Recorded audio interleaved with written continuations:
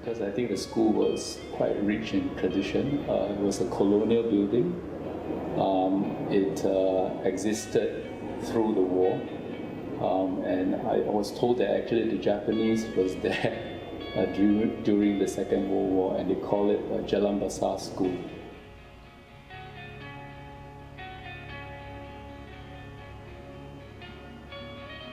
Interesting thing about these classrooms is that, you know, it's a classroom with no windows, right, as you can see. And what we had was we had big doors on both sides of the classrooms. Right, so the first thing we'll do is those people sitting by the side of the classrooms, they'll open the door, you know, switch on the fans, the lights.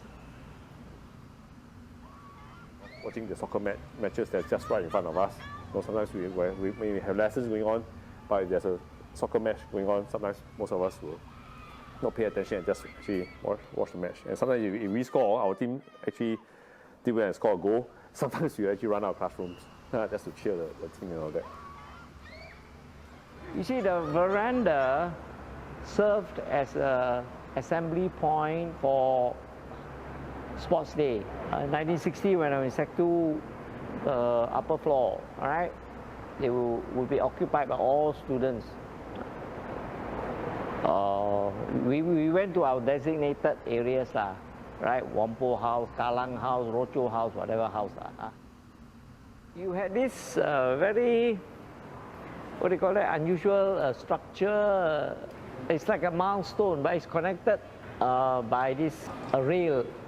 And we could sit there, you know, and watch soccer games. So that's very unique.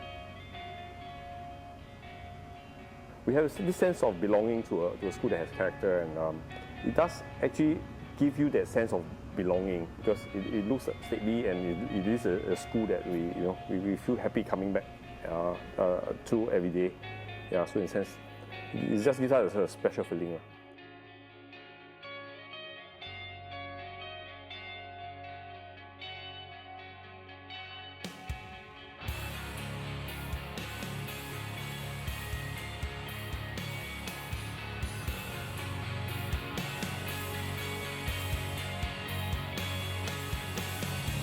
Because the PA would require the field for their usage in conjunction with the Jalan Besar Stadium. So at the end, we decided to add on the new building at the rear by removing the science block, which was done in the 1950. And it was quite a deliberate decision because I think by doing that, I think we can keep the front of the Victoria School intact. The trade-off, you lose part of the history, so to speak. Of course, right now, it's far, far less accessible because you got to ask for permission, you got to make it so formal. For the school building to be used, you know, in a new way, I think that's progress, right? That's something that we should all embrace. But the fact that it becomes effectively a private property, you know, or some a restricted area, right? I think that's quite sad because, you know, it doesn't give people like myself or alumni people, you know, to come and at least, you know, revisit the place.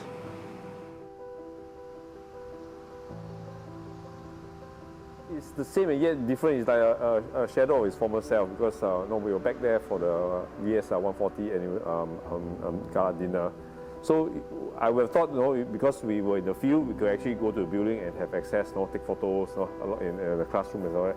So it's a bit disappointing to be honest, because a lot of areas were cordoned off. So of course, if you ask me that question, whether they could make it more accessible, I hope they can think of ways to make it more accessible. At the same time, having to cater to security needs.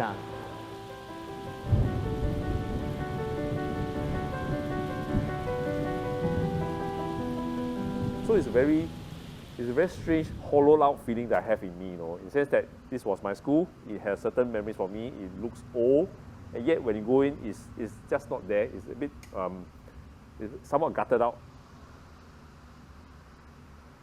I think one of the key elements to this restoration and change is actually the usage of it here, because it's no longer used as a school. So the function, the quality of the spaces can no longer resemble the old. So I think part of the old boys' nostalgic lament, I think, could arise from that. When you interface the old facade and structures with new modern technology like security gates and also glass doors and windows, it runs a bit flat in my mind of how the use of the premises. The reason is like this because we have been living in a different era, right? I think we don't believe that we have to keep the same kind of so-called architecture over the 50 years. So I think the construction method changes, aspiration of the people also changes. So at the end of the day, so we can see the differences between what has been done in the past and what has been done today.